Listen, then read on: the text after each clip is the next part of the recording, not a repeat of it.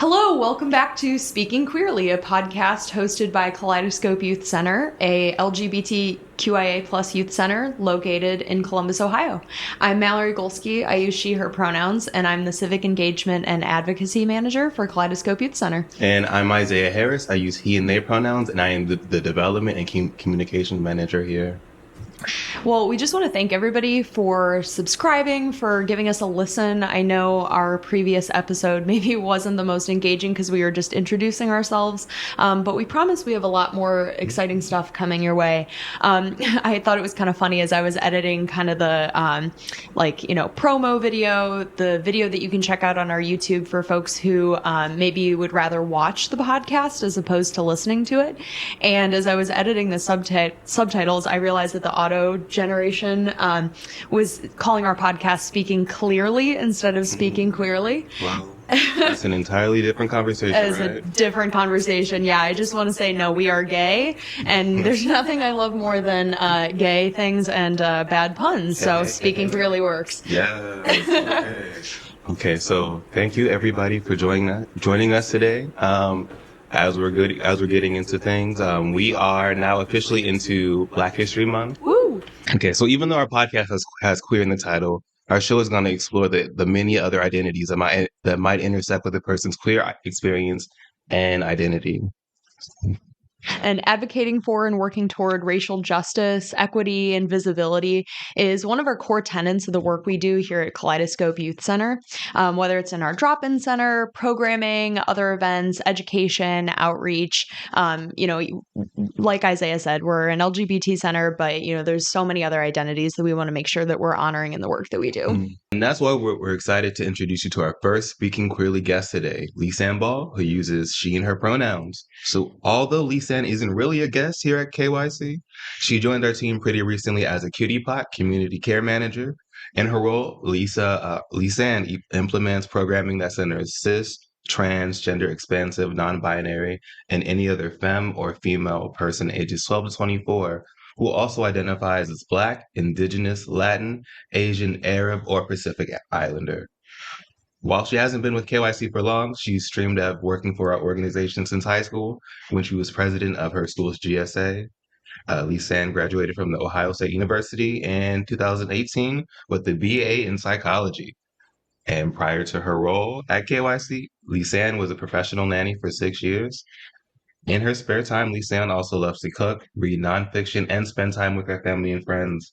Welcome, Lisanne. Thanks for having me. We're so excited to have you here. I'm really thrilled to be here. This is a really cool opportunity. Thanks for having me. I think you're all going to find that Lisanne is the perfect first guest, and we're really excited to hear more about you and your role with KYC. But first, the optional add-on question.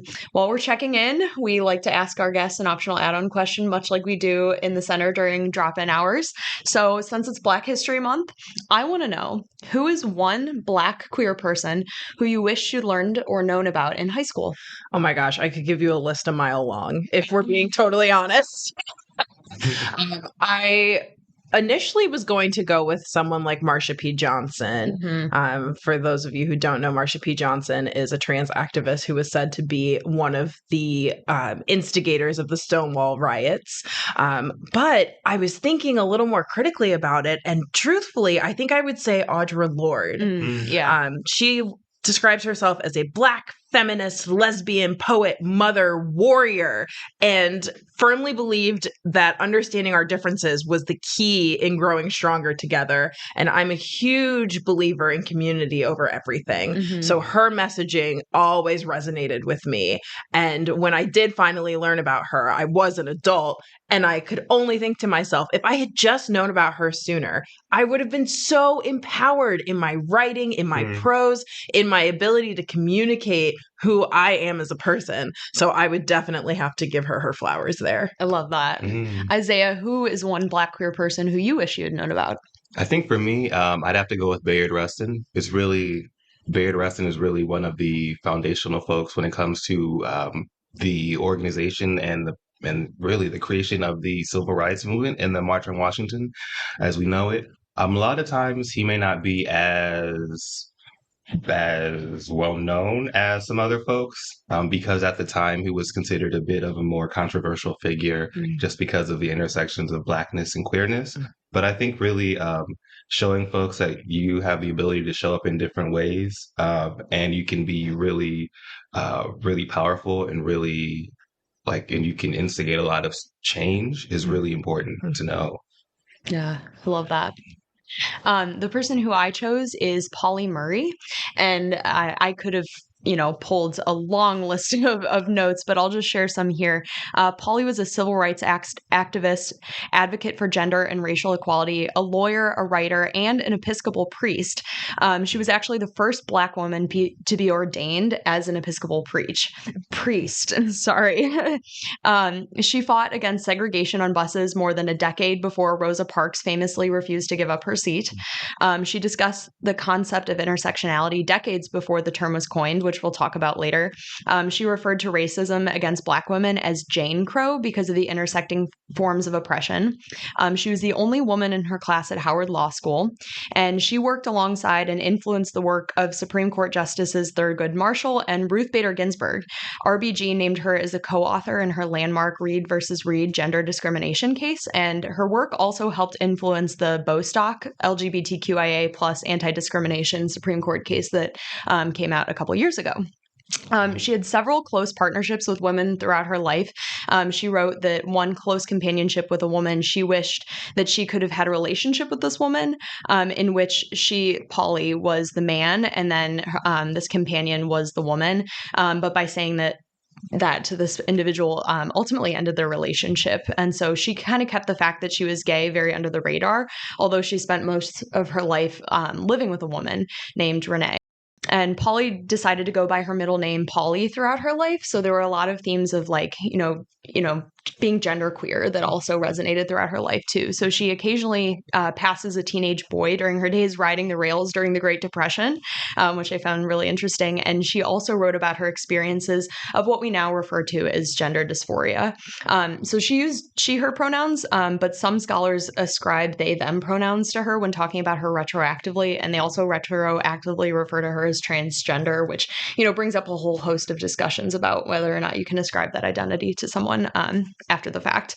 But there's a great documentary about her on Amazon Prime called My Name is Polly Murray, and numerous books. So I recommend that everyone check that out and listen to it. That's so wonderful. So wonderful. And I'm sure Polly was heavily influenced by the Harlem Renaissance. It's when we saw a lot of Black folks start to play with gender expression. Right. That was such an influential time in Black queer history. So to have an icon, Polly Murray, from the Renaissance period come up today is really beautiful. Right. Yeah. You just have to look at pictures of her too, because her outfits, just the whole way she carried and presented herself is just very as the kids say, gender, right? Yes. It's very, very cool. She's definitely an icon. But yeah, exactly what you're talking about, the aspect of Black history. We're going to be highlighting some other leaders and movers and shakers and just phenomenal people who everyone should know about on our social media. So I know, Isiah, you're going to be doing a great job of putting that all together. So we're looking forward to that. Absolutely. And really want to say also a big shout out to Lisanne, really doing the work to kind of connect with folks and really thinking about who are some of the folks that, our community would actually like to know about and would be really beneficial. So yeah. Oh, thank you. Thank you. We're looking forward to that. Well, enough about all of this. You can stay tuned on our social media for more. But the reason why we're here today is, Lisanne, we want to learn more about you. So, Isiah read your bio at the top, but we want to learn more about, who you are, what your role is with KOIC, and, what you're excited about in this position. Sure. So if you had asked me this question about 6 months ago, I would have told you, oh, I'm no one, right? And that's not a great way to look at yourself. And I am really excited to take this month of Black history and really celebrate Black joy. So I'm going to attempt to describe myself with joy. I love that. I think that's really important to start off today. Why do you think it's so important to use joy describing yourself? Oh my gosh, because so many stories of Black folks throughout history are really moments of Black pain. We all know the story of slavery. We know how painful that is. We've seen racial discrimination both in the past and in the present. We're still facing a lot of bias as Black people here, not just in Columbus, but in the United States. And so to take an opportunity to highlight something that's not pain is so important, especially in the capacity of working with youth. We want to inspire our youth. We want to encourage our youth. And the best way for us to do that is to demonstrate joy, happiness, success in the different ways that that can take form. Marian Wright Edelman, and I think I said her name correctly, said, "You can't be what you can't see." So my role at KYC at the end of the day is just to be visible to our youth and show them what they can be if they just simply want to be. I love that. So tell us a little bit about the QTPOC group that is here at KYC and kind of your role with that. Yes. So we do affinity group programming here at KYC. We have a couple different affinity groups, but my affinity group is called QPOC. We meet every other Thursday, and we cover topics from Black history to the ballroom scene to white supremacy, to just microaggressions that our youth are facing every day. We do some education, we do some discussion, we do some media consumption, which is always really fun. And it gives the youth a space to uplift a part of their identity that they may not be able to comfortably display along with their queerness. Yeah. I feel like a lot of times there is an expectation that you're going to either put your queerness in the backseat or put your racial identity in the backseat in order to appease the people in the room. And this gives our youth an opportunity to let those two things no longer be mutually exclusive, but come together in partnership and create these beautiful identities that they have an opportunity to share with us.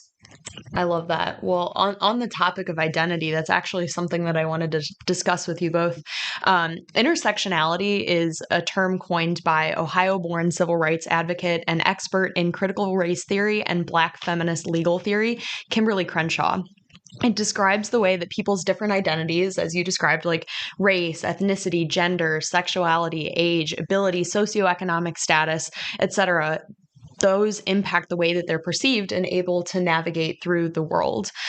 We often throw this term around, and I know that it's probably one of those terms that, you know, if you've heard it and aren't quite sure of what it is, you might be afraid to ask just because everyone's using it and you're like, oh, I don't want to seem like I don't know what I'm talking about, right? So I want to make sure we really talk about this term because it does have so many implications on people's like real lived existence. And it's also used in academic senses too, right?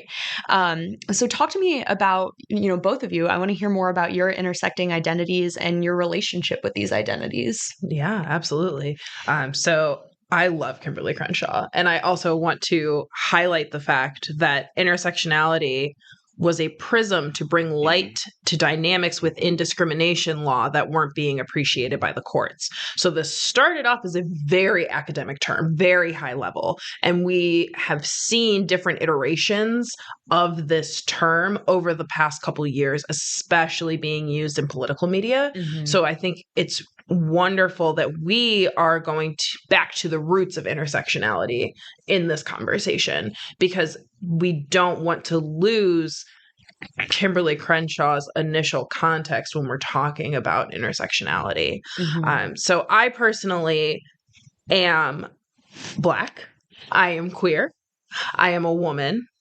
And I am willing to say that I also struggle with mental illness. So I find myself at a point of 4 intersections. I have learned over time through Kimberly Crenshaw's work and other great feminist thinkers that these intersections don't have to mean that I am Black or queer or a woman. I can be Black and queer and a woman. I have learned to uplift different parts of my identity depending on what room I'm in and who I'm with. And something that I'm learning to appreciate now at my big age of big,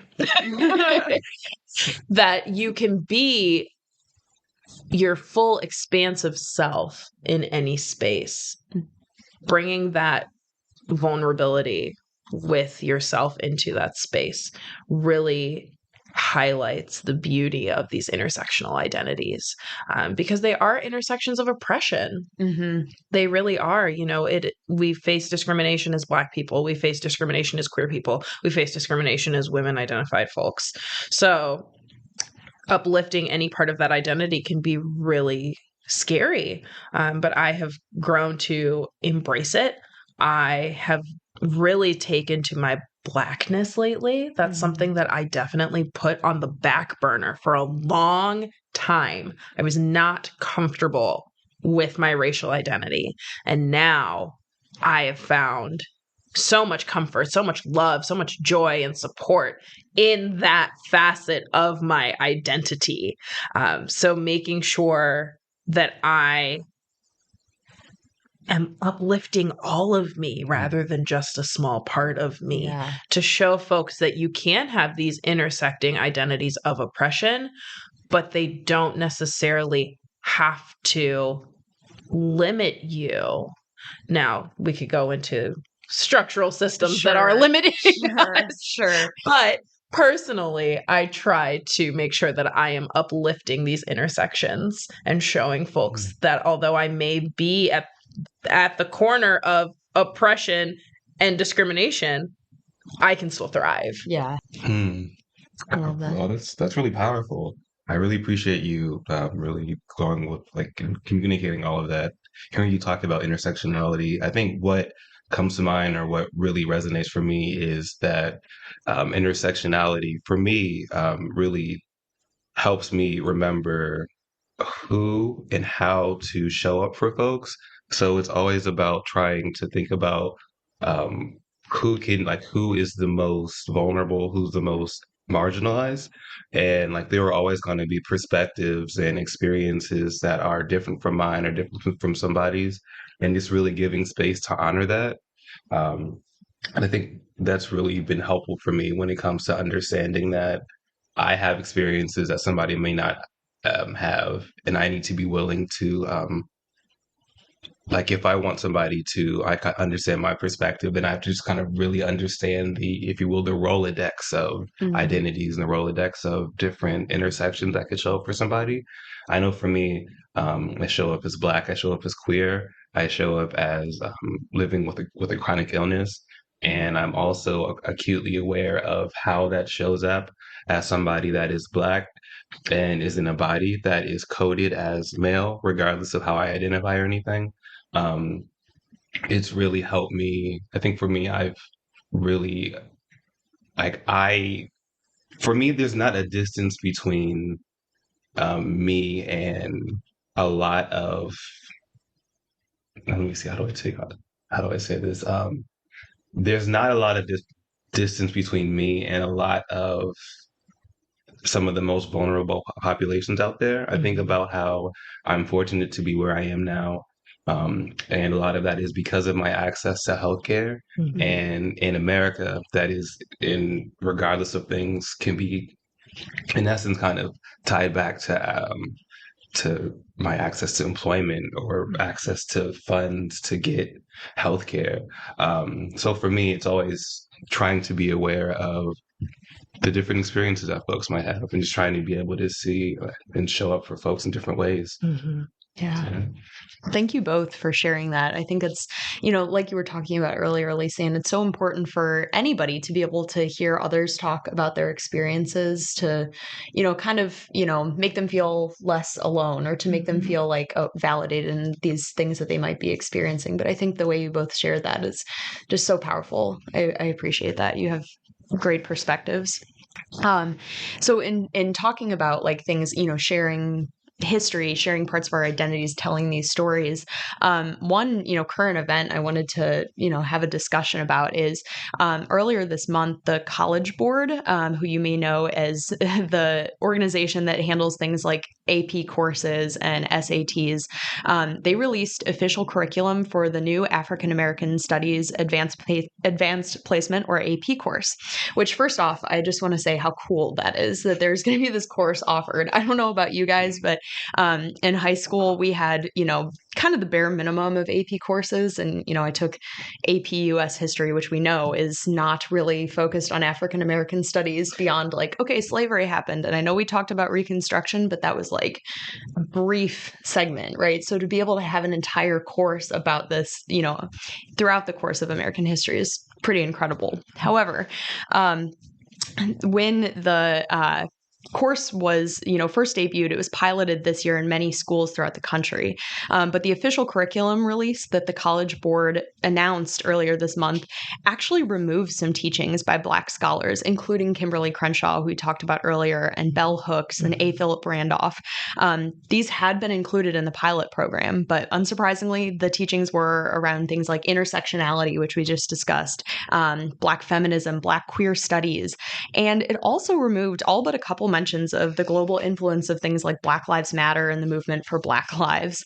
Of course, many people see this as a reaction to some complaints, political complaints, specifically those coming from the Florida Commissioner of Education, who, said some harsh things, which, I'm, for the sake of everyone, I'm not going to repeat those because we can all imagine probably what they said.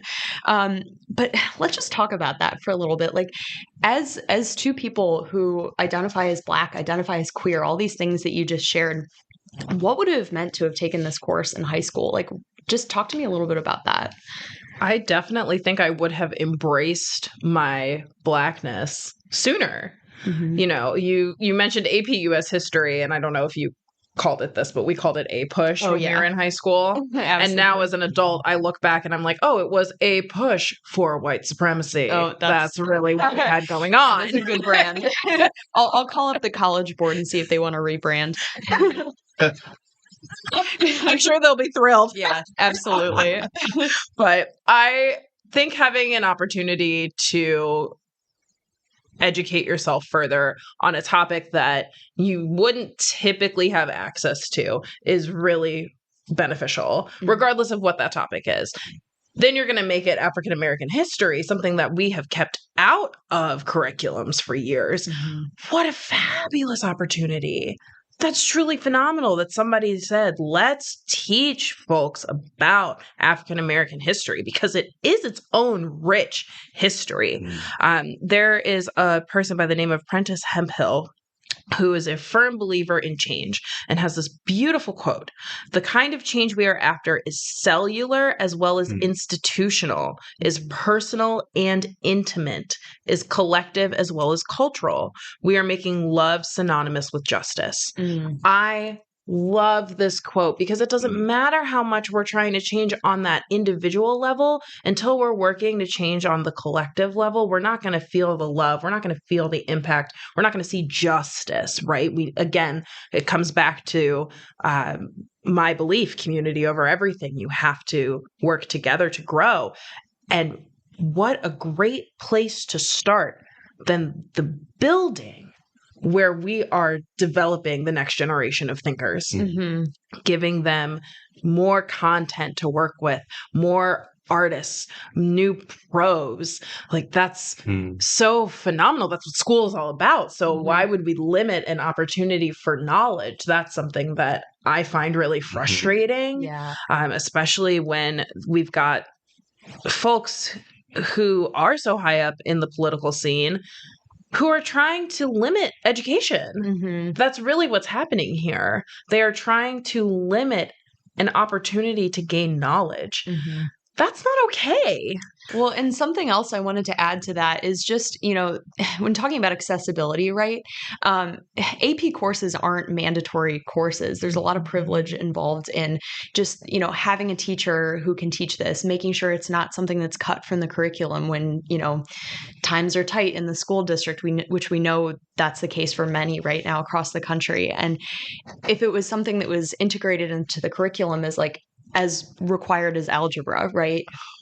And that would open this up to so many more people, not just as oh, I'm interested in taking this class and my school happens to offer it, So, as much as we want to uplift the fact that it's great that this is happening, I think just, to your point, the access to that knowledge is something that just regardless of what's in the curriculum might not be there for everybody too. Yeah. And I've heard the argument of, well, we don't teach white history. Okay. Let's be real. Let's revisit APUSH. Right. Correct. And it's so important to teach everybody about all the different parts of history, right? We have so many Black and brown folks who have accomplished incredible things in history and have lent themselves to creating this life that we have now, this future that we have now. Our history informs our future. Knowing your past influences the present.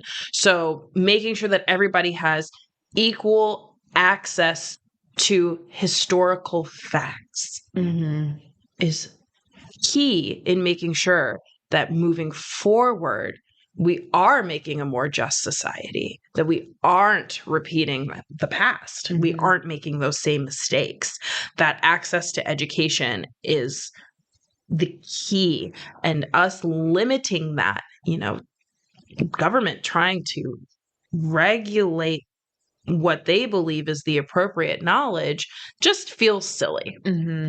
We should be encouraging exploration. We should be encouraging discovery. We should be encouraging the collection of knowledge. And part of that collection of knowledge is looking at the history of what are we, a quarter, a third of the population at this point? Hey, that sounds about correct. Yeah. Yeah. Yeah. Yeah. I mean, that's amazing. I feel like even when it comes to learning history, it gives folks the tools kind of literally. I feel like first off, I feel like you've said everything. So I'm just kind of tossing a few little things here and there.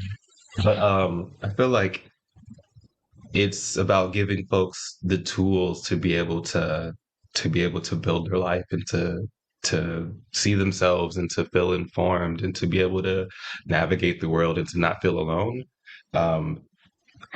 For me, it's as I'm growing older and as I'm moving and going in different spaces and trying to be more intentional about even just owning my own queer journey as an adult. I think for a lot, I just think about how much dismantling I'm doing of my own thoughts, of my own understanding around Blackness, around queerness, around X identity enter here.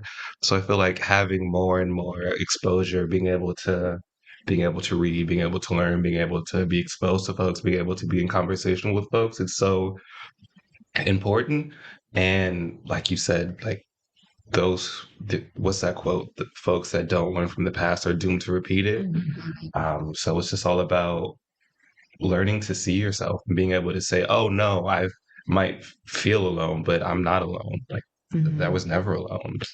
This is just part of something that's been going on for generations and years before I was even here. Yeah. On that topic, real quick before we move into the next thing, who is somebody who you did learn about in high school who you felt seen and represented for the first time in your classroom? Can you think of a time?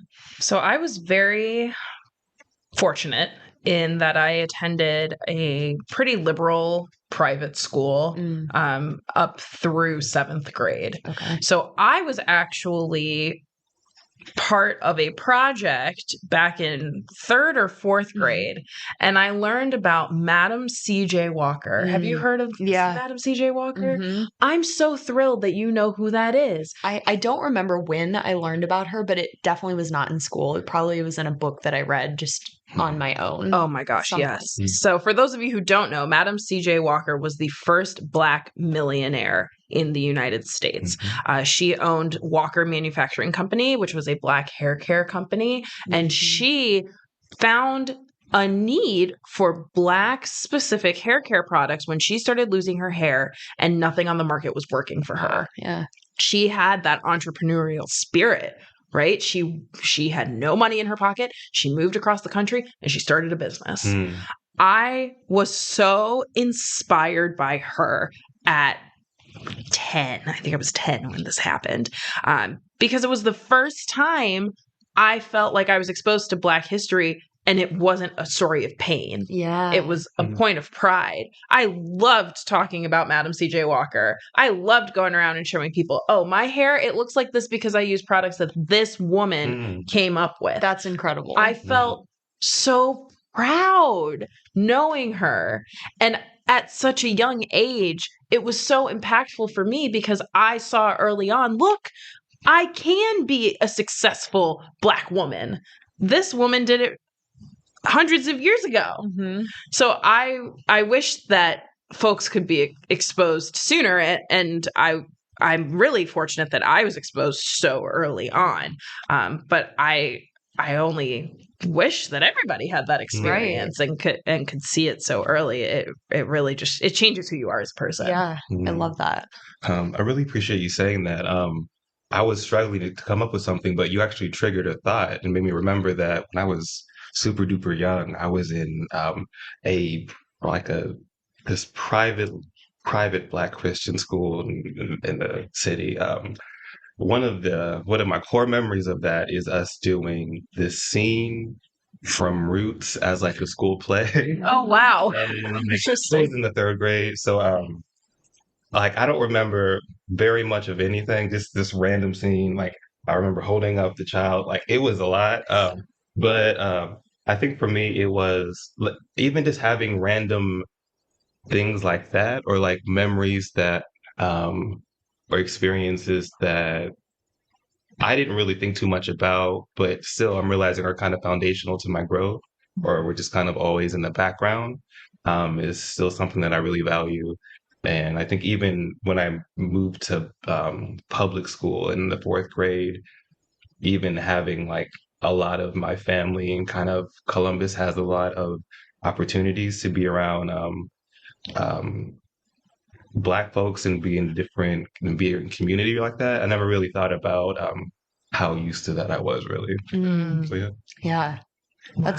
It's so fascinating. That's so cool that you went to a Black Christian Yeah. school. I know. I mean, I'm sure it comes with its downfalls and its shortcomings, as any educational institution does. But I have always attended PWIs, or predominantly white institutions. So to hear that you were surrounded by folks that looked like you at a young age, what kind of impact did that have on you in the long run? I'm so curious. One thing I always say now, I remember when I moved to, shout out to Gahanna Schools. Gahanna Schools in the fourth grade, and I remember at the time, the Blackstreet was a really popular band. So I remember talking about Blackstreet with them, and they had never heard of Blackstreet, but they had heard of the Backstreet Boys. But I had never heard of the Backstreet Boys. Wow. So we were having a lot of back and forth between Blackstreet and the Backstreet Boys. Now, cut to 20 years later, I'm a fan of both of them. But it's moments like that, or like I never really thought about, Yeah. So yeah. That's really funny. And of course you're aging yourself by saying that Backstreet Boys were the topic of conversation at the time, right? But still, both still a jam today. So I think, kind of to this point, like talking about growing up in a time when you could see yourself reflected, within your peers, or maybe not, you know what I mean, amongst people you are surrounded by on a day-to-day basis. One of the things that came up in conversation between the three of us as we were planning for this episode that I wanted to revisit here was an instance recently where someone said to you that they assumed that you weren't straight, which, that we can talk all about like what it means to look gay, what it means to look queer, what it means to look trans, whatever. There's all these different like presumptions about what it looks like to show up in an identity. But, you likely had to come out as queer at one point in your life, but you likely never had to come out as Black. So it's just a different way of like experiencing your identity, I imagine. Like, let's talk a little bit about that. And I also think, like, let's talk about how that Black identity might affect somebody's ability to see you as queer as well. You know, even if they know that you're queer, you know, like we talked about earlier with the intersectional identities, like, let's talk about that experience. You took the words right out of my mouth. Well, no, please expand on that. So these visible versus these invisible points of identity and intersection, right? They both matter. Mm-hmm. I was in conversation with a friend of mine, shout out to you, Jay, who asked me which order I identify with when it comes to the intersections of my identity. Because when I walk into a room, the first thing people notice is that I am Black. The second thing they notice is that I am a woman. And the last thing they're going to know about me is my queerness. But personally, first thing I know about myself is that I am queer. The second thing I know about myself is that I am Black. The third thing I know about myself is that I'm a woman.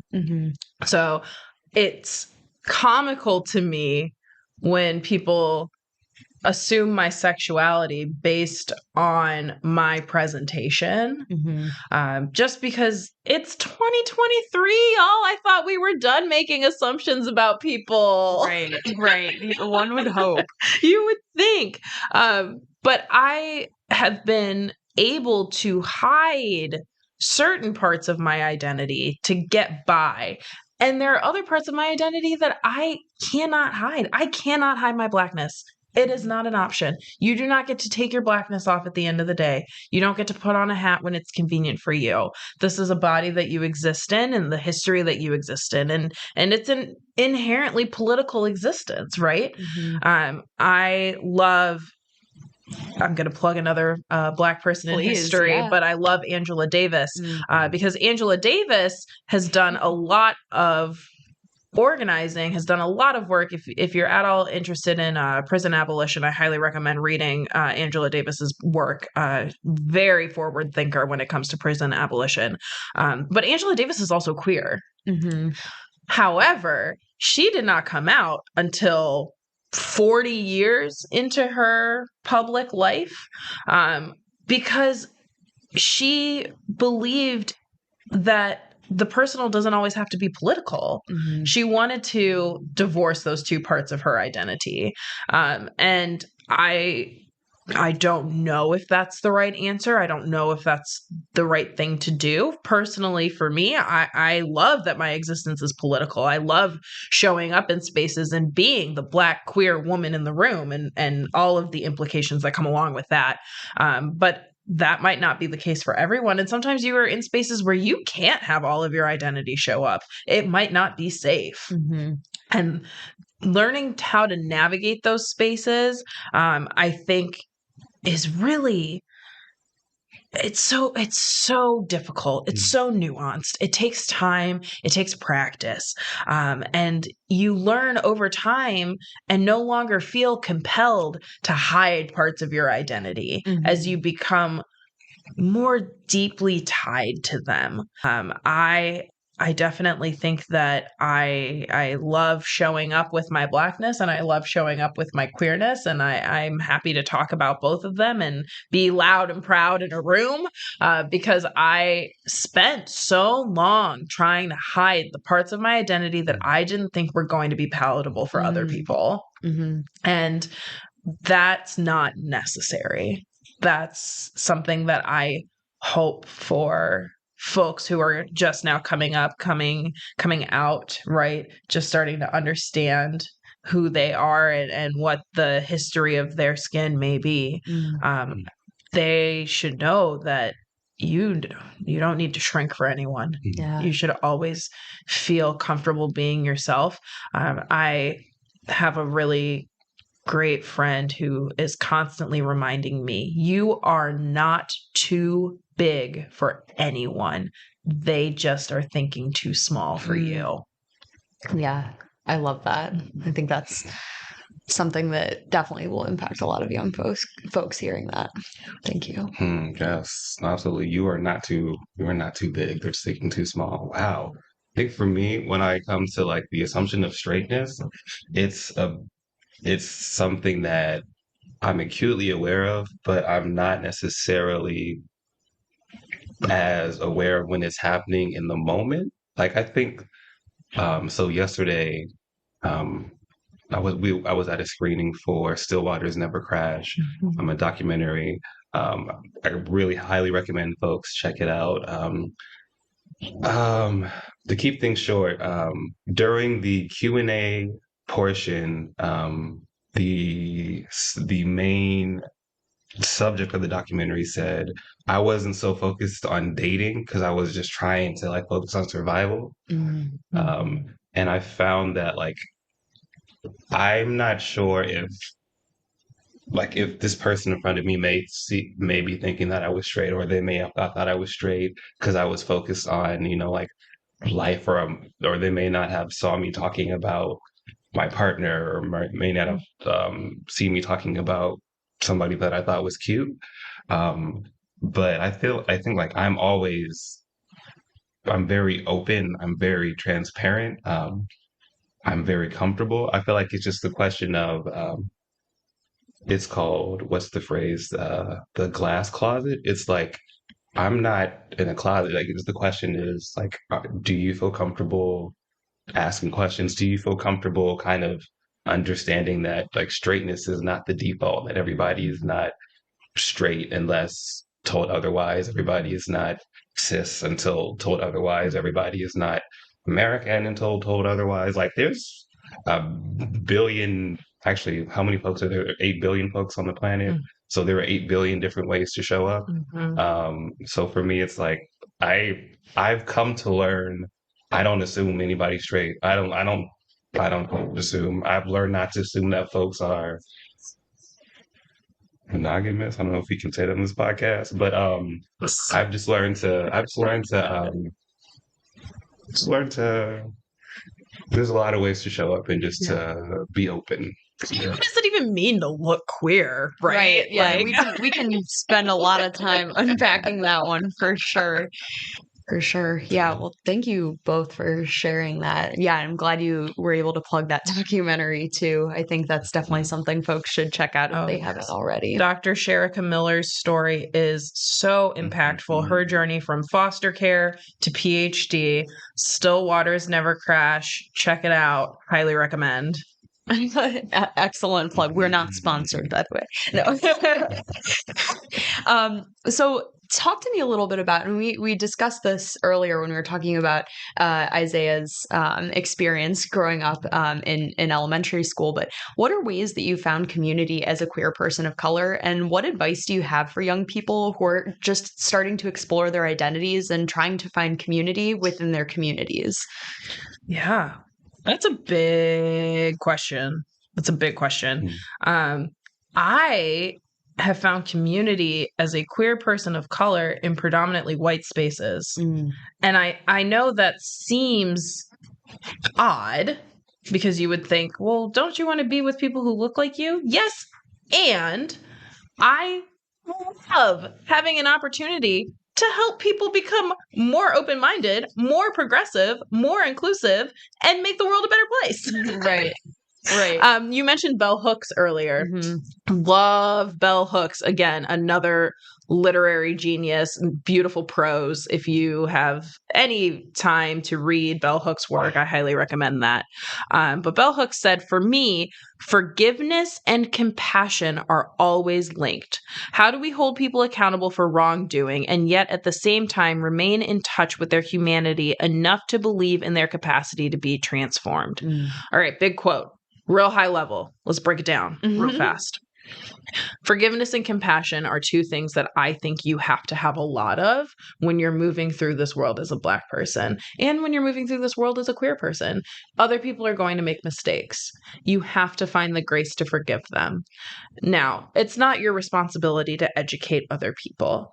I personally find joy in educating other people. And so I have been able to build a very strong community of women, of queer folks, of people of color around me because I have just been open to meeting people where they are and taking opportunities to grow with them. I think that is the most beautiful part of being in community with people, supporting each other and watching them grow and growing together. I think as a person of color, I have always accepted that I might be othered in spaces. And once I found the confidence to just still be myself, even though I might be the other person in the room, that confidence is key. It cannot be hidden, and people are drawn to that energy. And I have been able to build such a strong community around me simply by showing up as myself and being honest with the people in the room. And there are people who are going to come to you. They're going to come to you in that honesty. There is someone for everyone. You will find community. Continue to love yourself. Continue to foster your own learning. Continue to engage with folks where you feel comfortable with it, where you feel confident in it. And you will be amazed at who will come out of the woodwork to support you, to love you, to be there with you through the good, the bad, and the downright ugly. That community experience is something that you will never be able to replace. And once you find it, oh my goodness, hold on to it, because it will do nothing but nurture you and foster you and make you a better person. I love that. How about you, Isiah? Oh, woo! How do you follow that one up? 6 second question was, wow, that was amazing. Yes. Retweet, No. move on. No. No, but thank you. Talk to us about how you found community as a queer person of color. I think for me, community it's been about, I think ironically, where I've been along my journey is been kind of processing self, and kind of what that means and kind of what that would look like.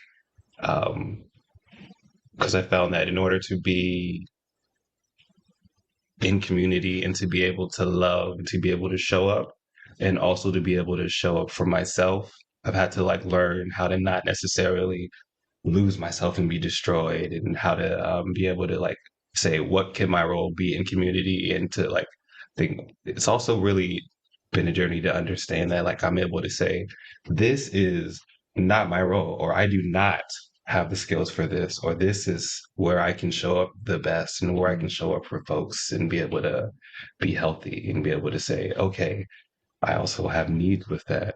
I think I think for me, it's also been about learning that being queer, there's a billion different ways to be queer. So if you like house music and if you want to be in the ballroom scene, you can. If you have 2 left feet and you like rugby, there's a whole lot of sports that folks get into. If, like me, the sports balls it just isn't working out. And you and you're a really bookish person, there are queer folks that love books, and there's a whole lot of ways to show up. So it's not necessarily about being who you feel like you're told you're supposed to be, or even performing the role. It's about fully realizing that queer people are, queer people are magic. Realizing how complex and how much of a history queer and trans folks have, and all the backstories and all of you did this and then you went over here and did this and now you're doing this and you're doing this and this and this. It's about giving yourself the permission to be yourself fully and to be able to be loved fully. So yeah. Wow. I think that is just simply such a great way to wrap up this conversation. But before we do, Lisanne, what are ways that young people can get involved with QPOC? Oh my gosh, I've got a couple. So QPOC meets every other Thursday here at Kaleidoscope Youth Center down in our drop-in space. If you are interested in joining us, definitely check out our Instagram. We post our schedule, so you'll be able to see when to join us. We also have a Discord. Woo. So if you are outside of Columbus, but you are still interested in being connected with other queer folks, especially queer folks of color, We are on Discord. I believe it's at KYC Ohio. Don't quote me. We'll put it in the show notes. And if you are out there and you hear this and you're looking for a sign, you are questioning, you are confused, you are just beginning your journey and you need some support, email me. I am Lisanne, Lisanne at kycohio.org. I would love to talk to you. I would love to support you, and I would love to help you find community. Thank you so much, Lisanne. I definitely think that that it's such a great resource for young people to have, and thank you for making yourself available for that. And thank you so much for being our first guest here on Speaking Queerly. We're actually going to have, if you liked hearing Lisanne, you're in luck. We're actually going to have her back on next week with another special guest for our next episode, so stay tuned for that. But in the meantime, thank you for listening. If you have any questions or suggestions for future topics, please email those to me at Mallory, Mallory, at kycohio.org. And be sure to subscribe and leave us a review on Spotify and Apple Podcasts, and share this episode with a friend so they can be part of the conversation too. And as Lisanne mentioned, you can also follow us on all social media platforms and Discord at KYC Ohio. So we look forward to being in community with you there too. Thank you. Thanks for having me. Yeah, thanks everybody.